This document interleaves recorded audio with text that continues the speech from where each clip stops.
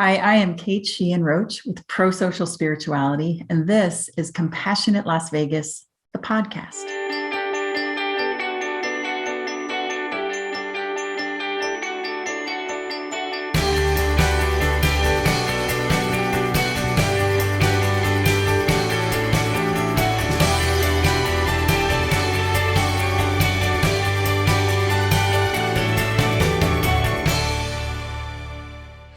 Welcome to Compassionate Las Vegas, the podcast. I'm Will Rucker, and I want to thank you for joining us for season 3 of the podcast. So without further ado, I would like to welcome my very, very special guest, none other than Kate Sheehan Roach. Welcome to the podcast, Kate. Oh, thank you so much, Will. It is great to be here with you. Oh, it's truly my pleasure. And you and I had the chance to spend 8 weeks together going through prosocial spirituality, which we'll talk about in just a second. But what I was really, I think, most captivated by was your consistency. You were so gracious, so open, and the way that you facilitated our group with these very heavy principles. I mean, this information isn't just like kindergarten stuff. This is like deep information, but the way that you facilitated it and made it so accessible really left me in a place of awe and inspiration and gave me exactly what I needed to be able to implement these principles into my everyday living. So I want to say thank you for that. And that was kind of my introduction into what you do, which is prosocial spirituality. So what is that? Wow. Well, thank you. I'll tell you, it's an honor to hear that from you, because what you brought to those 8 weeks was everything. That's what makes our gatherings so rich, is that amazing individuals like you commit to 8 Zoom sessions to come together and learn a new framework. That's really what prosocial spirituality is. It's simply a framework that we can use guiding principles and elements of spirituality to build a new way, to build a future that is based on organizational leadership and spiritual principles of a universal nature that apply to all faiths and none, really. But this particular group that you and I did together was an amazing cohort of people from the Charter for Compassion. So people who are already, ahead of the curve in terms of recognizing the need to cultivate compassion in the world today. But how often do we have that aspiration and realize it's easier said than done, that we have lofty goals? I can remember times in my life where that was my mantra: cultivate compassion, cultivate compassion, cultivate compassion. I knew that I needed to be intentional about that.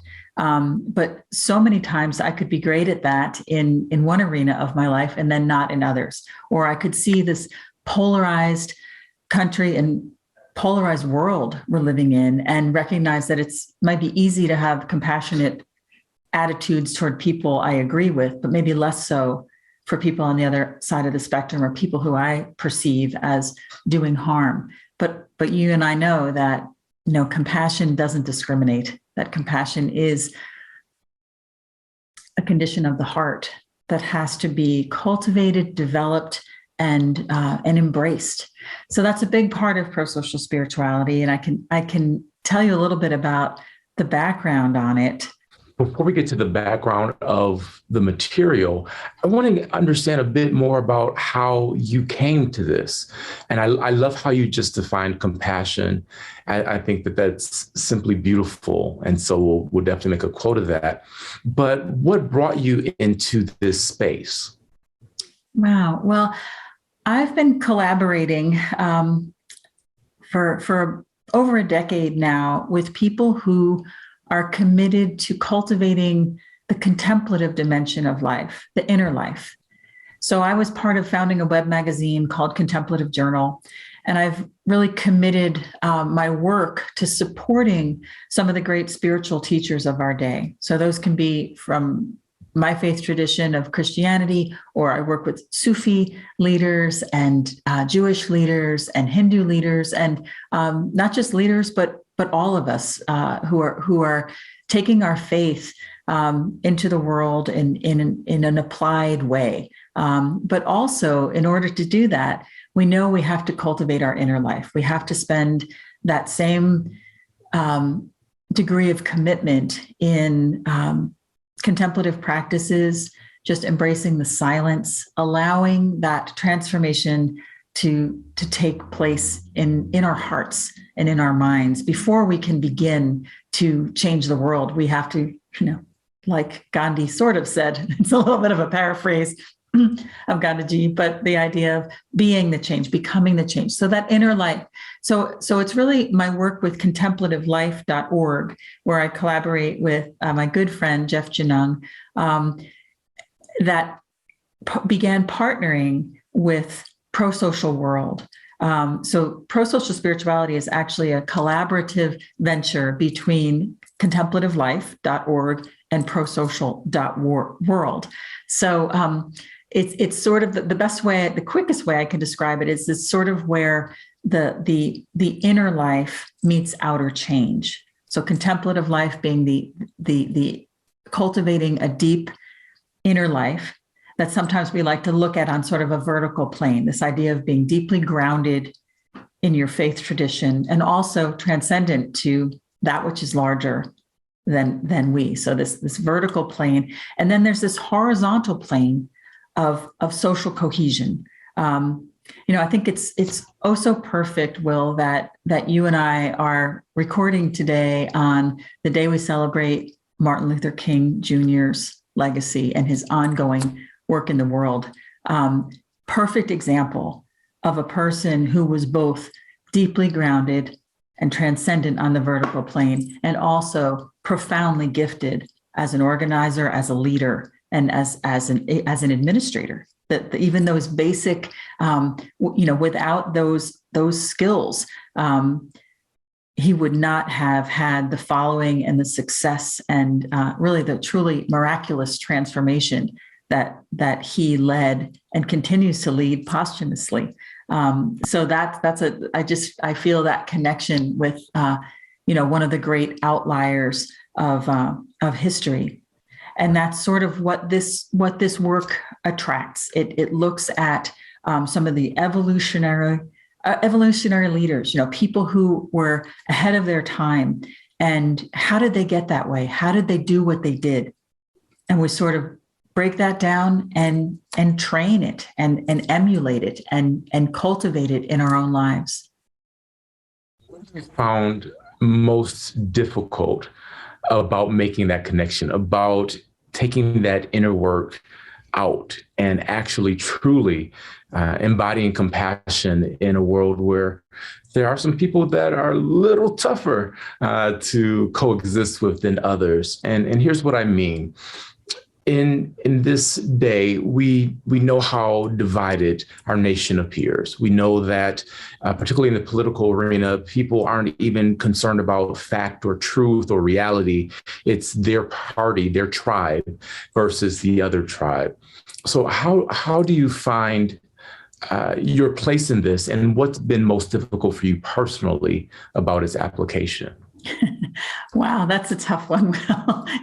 You don't throw softballs, do you? I can be very adept at this. In my service work, in my professional life, it comes down to home. It comes down to raising teenagers, being married, having siblings. That I think, to just in real honesty, that's the place where I have to be my most authentic self in order to really cultivate this. But I think, what I want to share is some amazing practices that help with this. From our 8 weeks together that the co-founder of Prosocial Spirituality, Reverend Diane Burke, is an amazing spiritual leader and teacher who also has a background in psychology, sociology, and anthropology. So she's just this amazing people person. and truly gifted spiritual leader. And one of the practices that she brings to prosocial spirituality is a loving kindness or metta practice that we practice together regularly through the 8-week journey and hopefully beyond. The idea is to try some of these practices on and keep them as part of your daily life. But the loving kindness practice is a really simple practice that we do daily, or a couple times a week, depending how it fits for you. But it's very simple, and it starts out with the emphasis on the self. May I be happy, may I be healthy, may I be at peace, may my life have ease. It's a very simple sort of rhythmic mantra. And then from there, we share that same thought of expression with somebody we love. Could be our beloved, could be our dear ones in some way, but somebody, very easy to love. And then from there, we extend that to someone very difficult to love. That could be a family member, that could be a political figure, that could be an entire community. It can be, whatever it is that you feel that tug, that difficulty, that, it doesn't come naturally, but you choose to cultivate that regardless. And then finally, the fourth phase of the practice is for the whole world and all sentient beings, all of creation. And you can mix this up. You can change it around. You can bring in, the planet and the waters. And I mean, it depends on your intention, but we really recognize that without these practices, we lack the rootedness, the groundedness to be able to actually live it in the world. So I know for myself, if I'm going to be in a challenging situation, if I'm going to be, traveling to a part of the world where I don't really fit in, or something along those lines, I best really, start my day with my practices that bring on, that set me in the right mindset of humility, of receptivity, of the grace that comes from cultivating the inner life where we recognize that we're all one.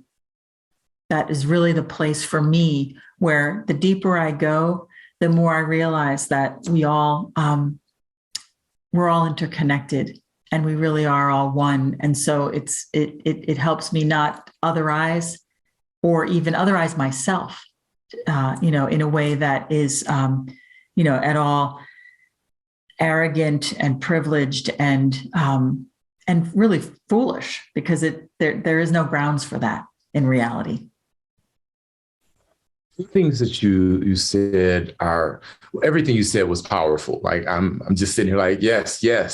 But two things really stood out for me. One was the direct answer to the question, which is, at home, like it's my family, like that's where it's toughest. But also the way that you framed the other. So often we otherize others, but we can otherize ourselves and elevate ourselves and forget that we have some of the same challenges that we find difficult in others. One of the practices I like is the just like me meditation. Mm-hmm. And what I do is I'll say, such and such is a person just like me. Just make it just that basic. And they have feelings just like me. And, you expand it out similar to the loving kindness meditation. And I find that that's really, really helpful. But again, I'm just profoundly struck by otherizing yourself. Could you talk a little bit more about that? Wow, I just kind of spontaneously blurted that out. But I think it's less about specifics. It's less about saying, well, I'm better or I'm worse or it's the idea of separation. It's the illusion of separation. The idea that I could be somehow, that I could thrive and my neighbor not thrive, or that my neighbor can thrive and not I thrive. I mean, the idea of, again, perfect on the day we celebrate Martin Luther King Jr., this fabric, this interconnected web that we are all a part of, is reality. It is the truth of our existence. And so it's the othering that is false. So I think we do that.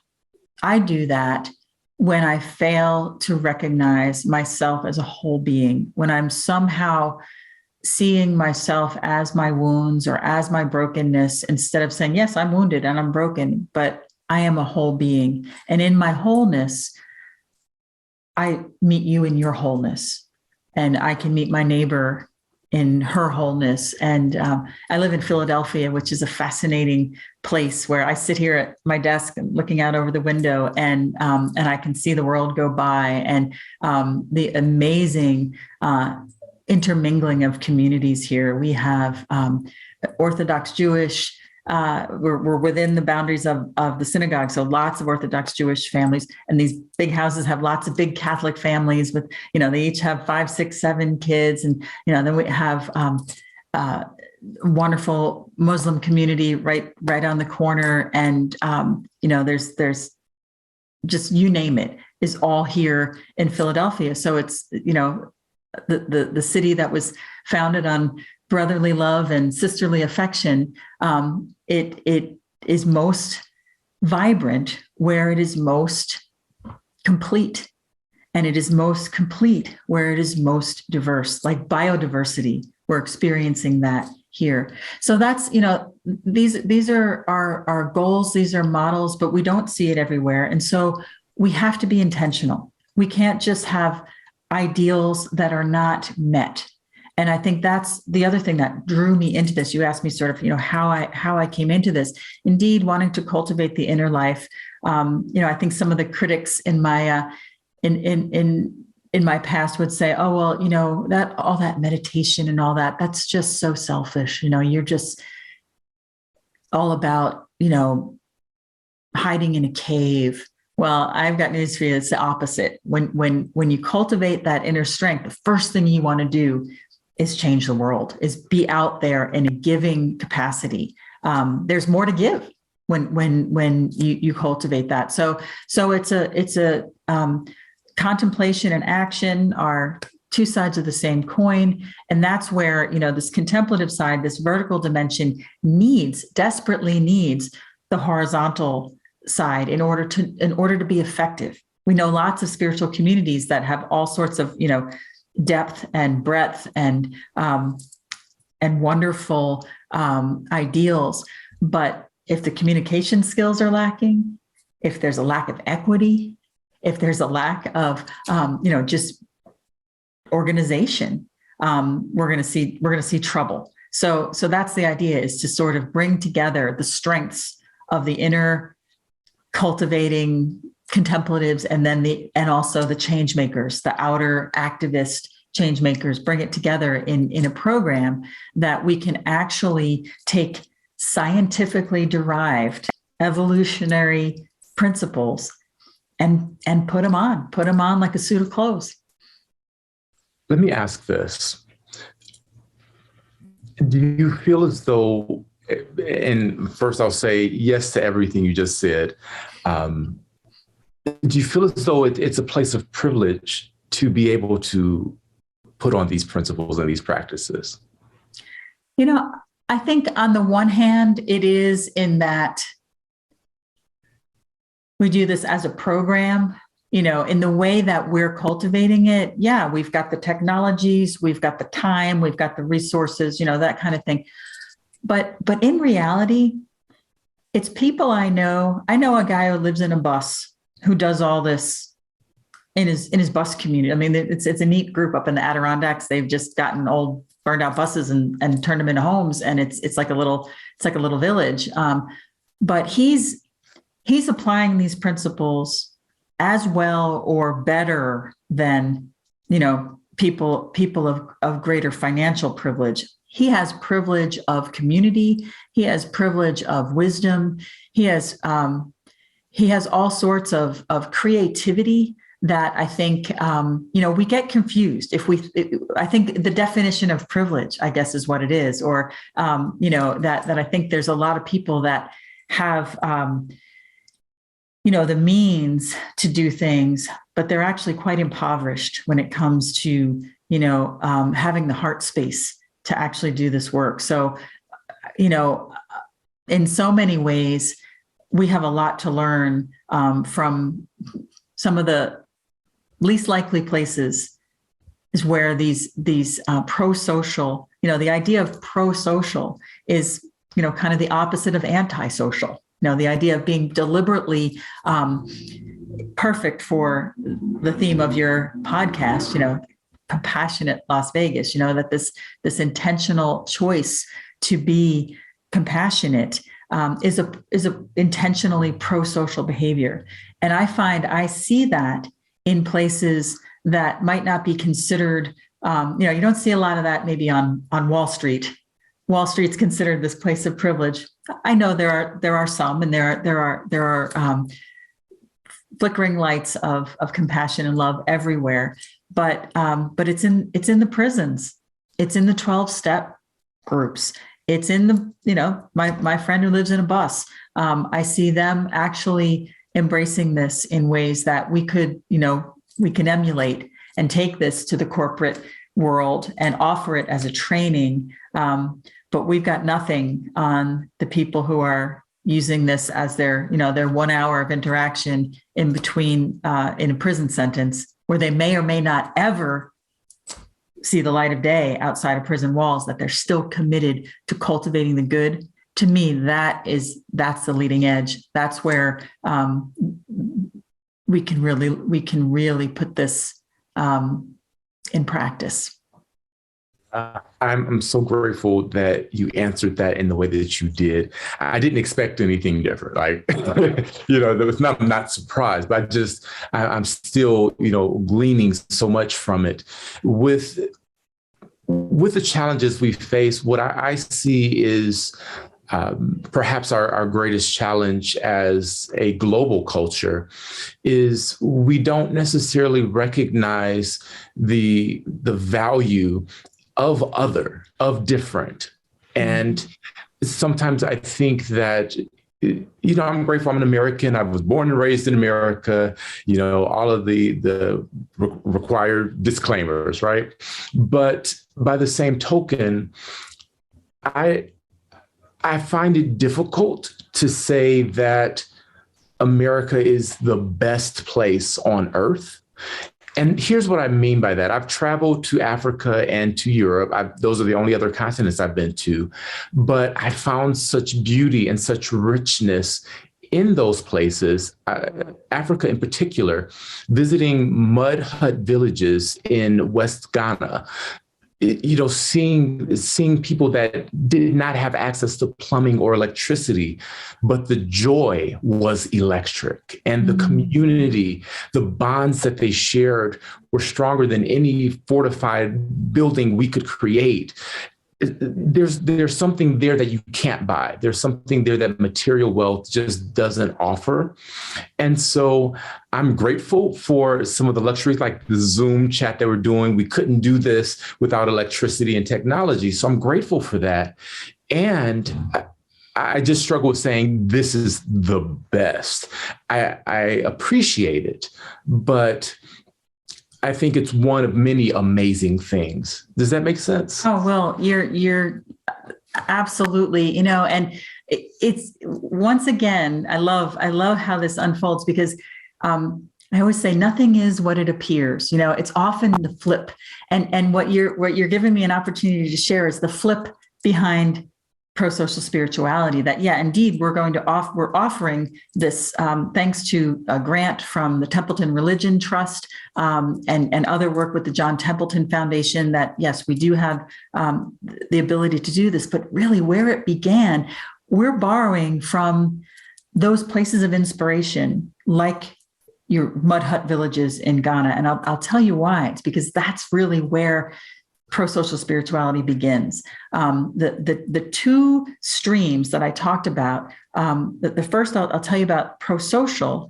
is a global research project. That's why we continue to do research, as even part of our trainings, we're still engaged in research, because the prosocial world is based upon a discovery made by a woman named Elinor Ostrom, who won the Nobel Prize. She was the first woman to win the Nobel Prize in economics for her discovery of common resource usage that is sustainable in the world. If you took, Econ 101 at some point in college or elsewhere, you learned about the tragedy of the commons, this long-held idea that human beings left to our own devices will overexploit resources. We see it all the time. Land overuse, fisheries being abused, the air we breathe, we see it all the time. We're very easy to just say, yep, we need regulation, we need private ownership, we need to take human nature out of the equation and tear this down. Well, guess what? Lynn Ostrom, being the outlier that she was, recognized that there was no research to back this up. And being a brilliant researcher as she was, she created the world's largest global database of small communities that were not living out the tragedy of the commons. They were actually using common resources successfully. They weren't overexploiting the land. They had found ways to live in harmony with one another. And these are the things that, inspire us when we travel, when we go around the world. We see things that, wait, that's not what they taught me in sixth grade social studies class. They had this, this attitude of American exceptionalism. Well, travel and you'll soon be broken of that. Well, Lynn did the same thing. She was able to tabulate this amazing global database, and with the technologies that we have, was able to study it down to recognize that in these instances where the tragedy of the commons was not the order of the day, 8 principles were present. And she was able to sort of delineate them, draw them out. They're not rocket science. They're important things like conflict management, sharing of resources, having a shared purpose. They're not rocket science, but she was able to draw out these 8 and won the Nobel Prize in economics because she had basically dismantled the tragedy of the commons. Fast forward a little bit, or overlapping, she began collaborating with David Sloan Wilson, who is an extraordinary evolutionary biologist, remarkable career as a Darwinian evolutionary biologist, but not the survival of the fittest model only, but also the survival of the species and multi-level evolutionary theory, where David has been an outlier in his field, recognizing that indeed, on an individual level, it's survival of the fittest. But in groups, and I'll just paraphrase this, I'll make it quick, it's the survival of the kindest. It's those who cooperate and collaborate and recognize that we're all one. Those groups thrive. They take the evolutionary high ground over those who want to dominate. This is earth-shattering. This changes the whole scene. And the question is, can we bring Elinor Ostrom and David Sloan Wilson together and say, okay, can we take these principles that have been discovered in nature, basically, humans being the subjects, and can we apply it? Can we apply it to our communities and have the same outcome, have successful outcomes? So that's just there's so much more to talk about there, but it's leading edge science, research-based, and it continues. We're continuing to study, even as we're talking right now. We're pushing out the boundaries on these conversations. Quickly to the other side, to the side of spirituality, Wayne Teasdale was this outlier who delineated 9 elements of a universal spirituality. So think Lynn Ostrom is our prosocial leader posthumously. She died a few years ago, but her legacy lives on. Wayne Teasdale, same scenario. He died several years ago, but he had written a book in 1999 called The Mystic Heart, which Jeff Genone calls it a forward pass into the 21st century. It's sort of exactly what we needed. And these 9 elements of a universal spirituality that he discovered in his global travels and in his experience as an interspiritual monk. He was of the Catholic tradition. He was ordained in the Catholic tradition, but he was also ordained in the Hindu tradition as a sannyasi, as a wandering monk. So he was this multi-faith person who also was able to experience the spiritual practices of all the world's traditions. And again, an amazing outlier who never met a stranger and was, truly able to lead us into the 21st century, where now we can see where he was heading, that indeed we're recognizing that with globalization, we don't have to just tolerate one another. We don't have to just sort of find one another fascinating. We can actually come alongside one another and respectfully learn from one another. That's the point of the 9 elements of universal spirituality. So it's these 17 points that we bring together and simply just use them as a framework. It's not a prescription. There's no doctrine or dogma being taught. There's no, there were no answers. It's all questions. It's all exploration. But the ability to apply it in your work, in your community, in your family, in the world is truly becoming that activist that is, you may be inspired in the wee hours of the morning when you can't sleep. You wake up knowing that there's pain in the world, there's suffering in the world. How do I live in this world? How can I face another day when I know there's so much suffering? And how can I be compassionate without just being destroyed? We need frameworks. We need community. Compassionate Las Vegas is a perfect example of that. I am blown away, absolutely blown away by the city of Las Vegas, and what I see happening there gives me great hope. And so I want to study what you're doing. I want to turn the tables and ask you. And as a participant in prosocial spirituality, I would like to ask you: do you see some of these principles coming into play in your experience? Yeah. So thank you. Now I'm on the hot seat. Thank you for, acknowledging what Vegas is doing, because I'm extraordinarily proud of my city. The thing I think that allows us to do some of this in the way that we're doing it is our relative inexperience. We are a very, very young city. We haven't existed for very long in the grand scheme of things. So we don't have some of those institutional barriers or, well, we've always done it this way. This is why you're doing it, because we've always done it this way. We don't have that in a lot of spaces. So it gives us the opportunity to really reinvent and try. And that's what Vegas is about.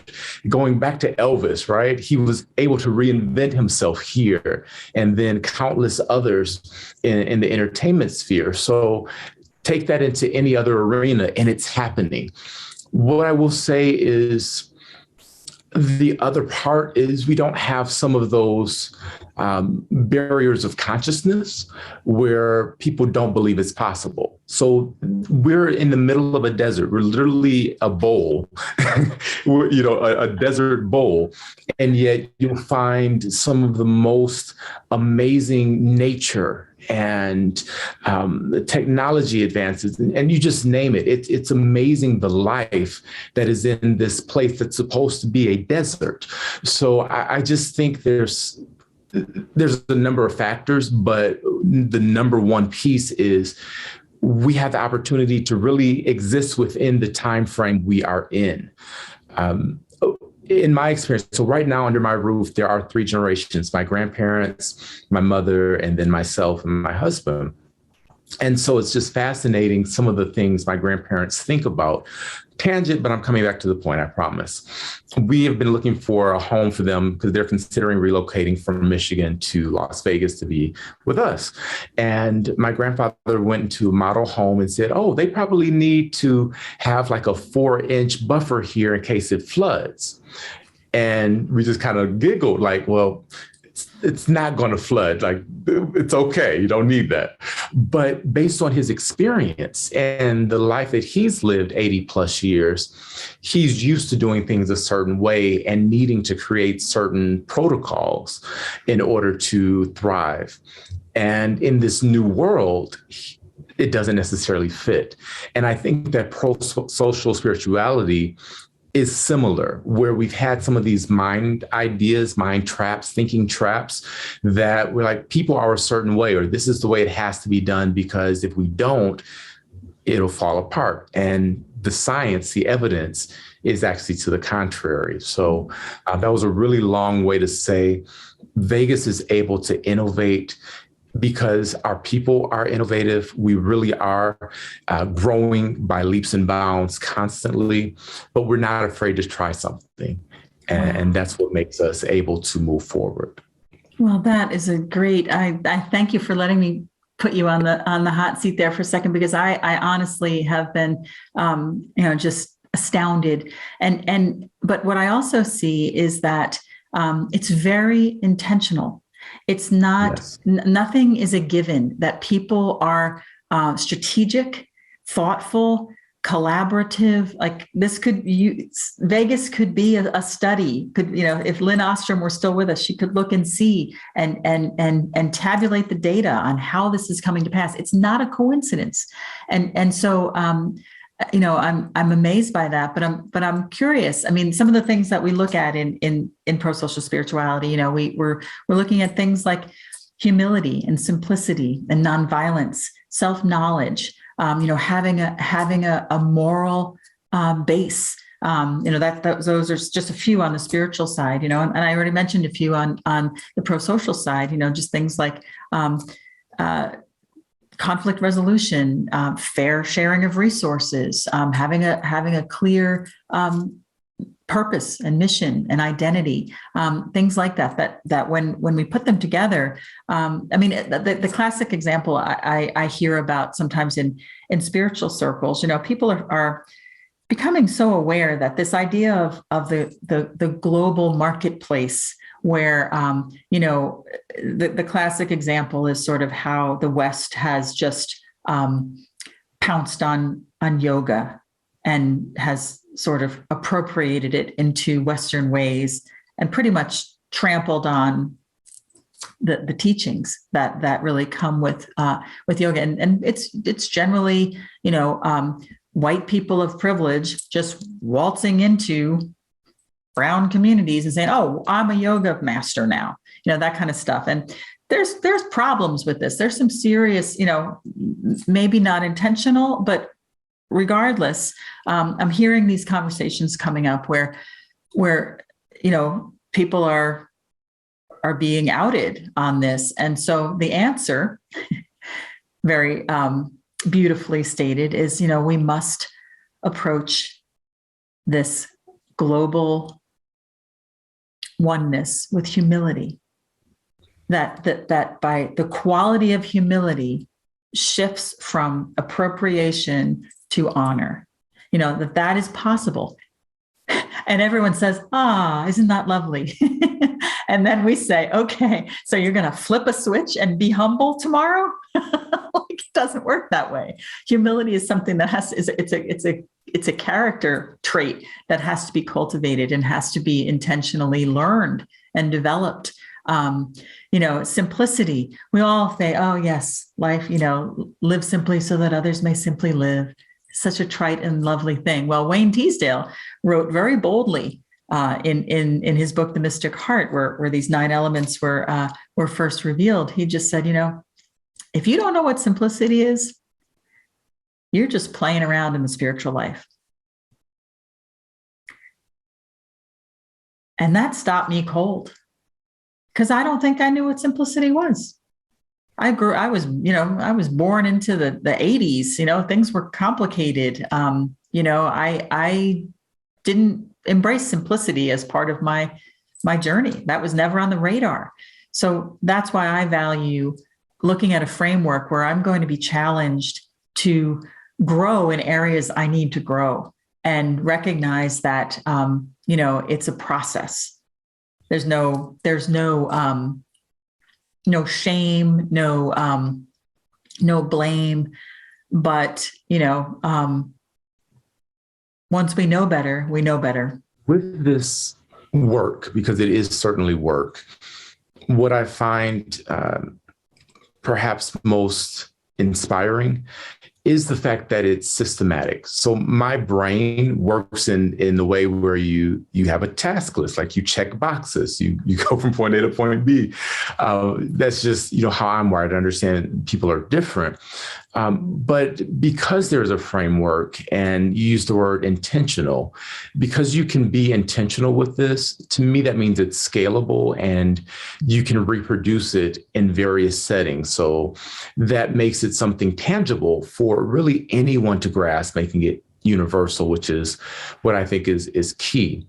This idea of globalization or unity or oneness has been around since the beginning of time. But there is also a fear of erasure that I have seen. And I wonder how your work addresses that, where groups that perhaps are more accustomed to being the majority or being empowered are now finding themselves feeling disenfranchised when really they're experiencing equality or heading towards even equity. How do you address that in your work? Wow. Well, that's a big one, and I appreciate it.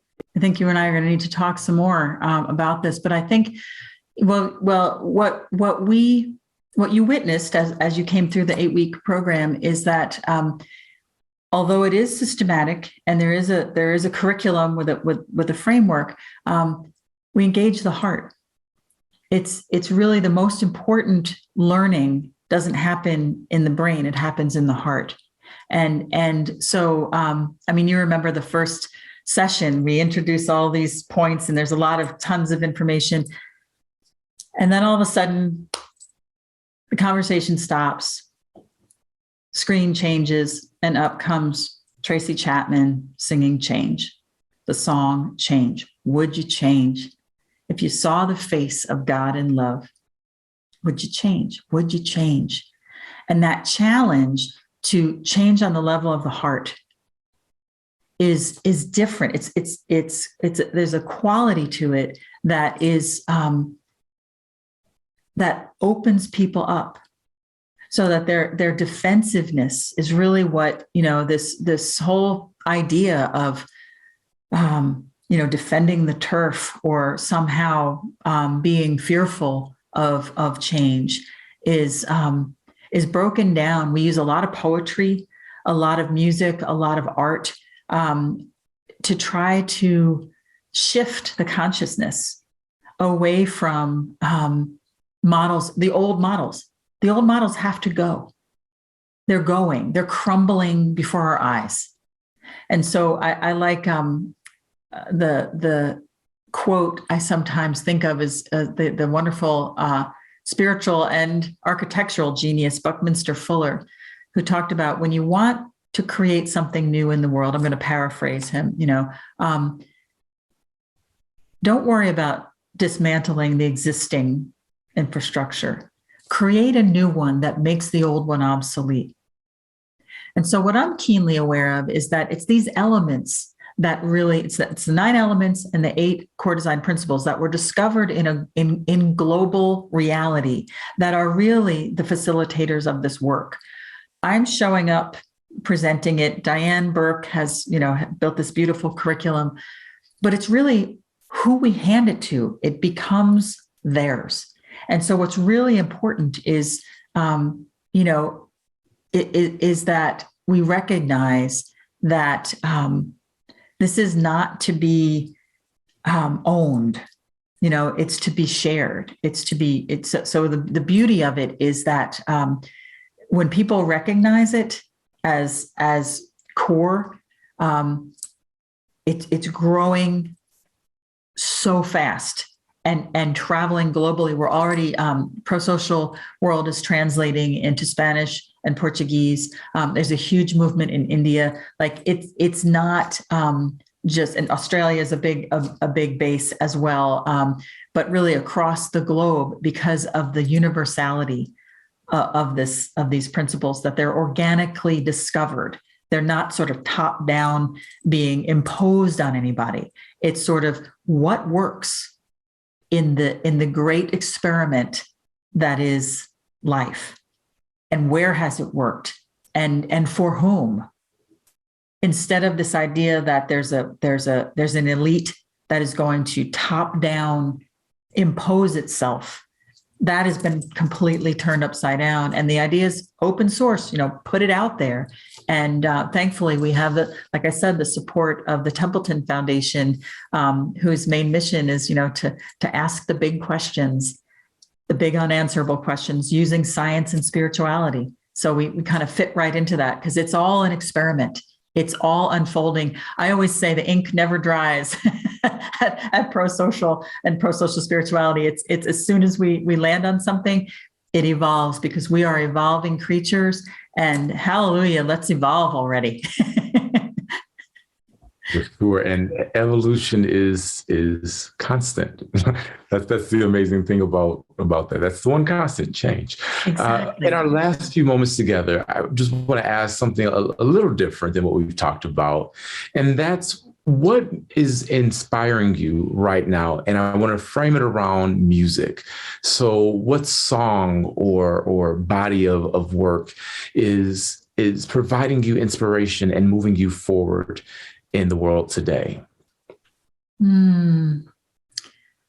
So much. I'm a big music listener. I'm thinking of a song that was new to me that we used at the final session of Prosocial Spirituality, called "The Underlying Unseen Song." And it's an artist I didn't know before. I'm sorry, I can't remember her name right now, but it's something that Diane brought. And the idea was, if we're quiet enough, we can hear the silence, the bird song, the unspeakable truths that are underlying all that we do, this contemplative dimension that is unspoken, that is beyond words.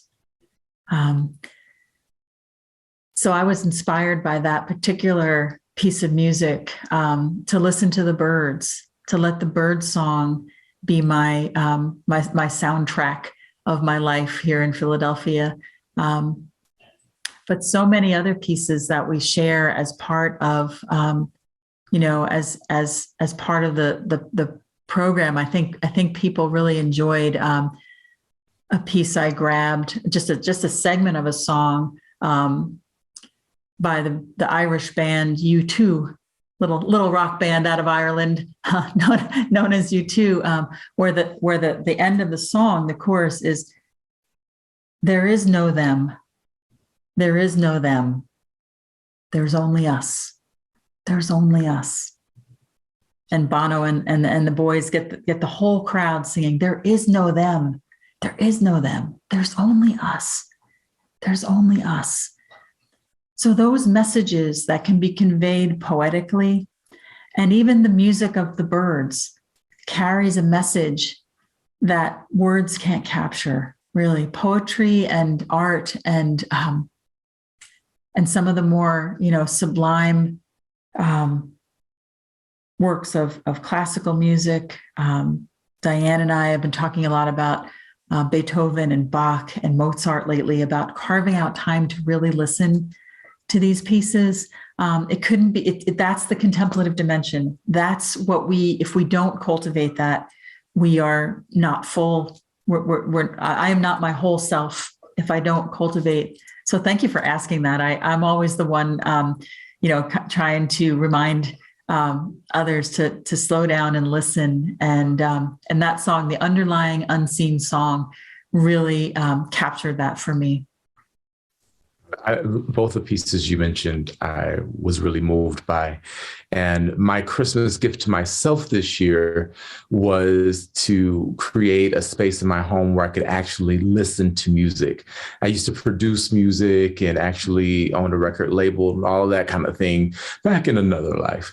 And but since being in Vegas, I've been so involved in other activities that I had lost touch with that. So I made that space for myself, and it's just been amazing. So those songs are going in the rotation for sure. If you would finish these thoughts for me, I'll say a word or two and you finish it. We'll start with I am. Hopeful. I am hopeful. Love is. Never ending. Mm. The most powerful thing in the world is.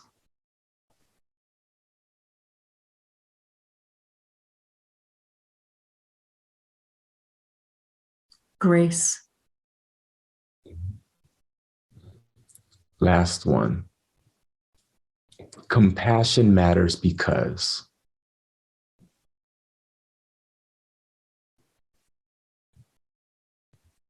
It's so very necessary. So very necessary. Okay, I want to thank you for taking this time to spend with me and all of our listeners and viewers. You're right. We've got to do this again. There's so much more we could get into, but I think that we at least have introduced this amazing thing for our viewers and listeners. How do folks get in touch with you if they want to learn more? Well, I'd love to hear from people. Personally, I'm at kate@contemplativelife.org. And prosocial.world is the website where you can see us, or contemplativelife.org. That's the collaborative partnering of Contemplative Life and Prosocial World, is where Prosocial Spirituality exists. Where, like I said, we're currently operating under the Templeton Religion Trust grant. So we're able to offer prosocial spirituality trainings without a fee right now as part of this research initiative. So I'd love to hear from people. If you're part of a group that might be interested in doing an 8-week training, just drop me an email, kate@contemplativelife.org. Awesome. And I want to give you the final thought, because you just had such a wealth of information and grace. What is your final word for our podcast today? Be of good cheer. I know there's so much suffering in the world. You know, that's what the word compassion means. Suffer together, come together, and come alongside one another. But for every bit of suffering, there is a blanket of love around it. We can wrap our arms around one another and help one another through. That's what keeps me going. It's not easy. It's not easy, but be of good cheer. Leave it there. Thank you so much, Will. So great to be with you.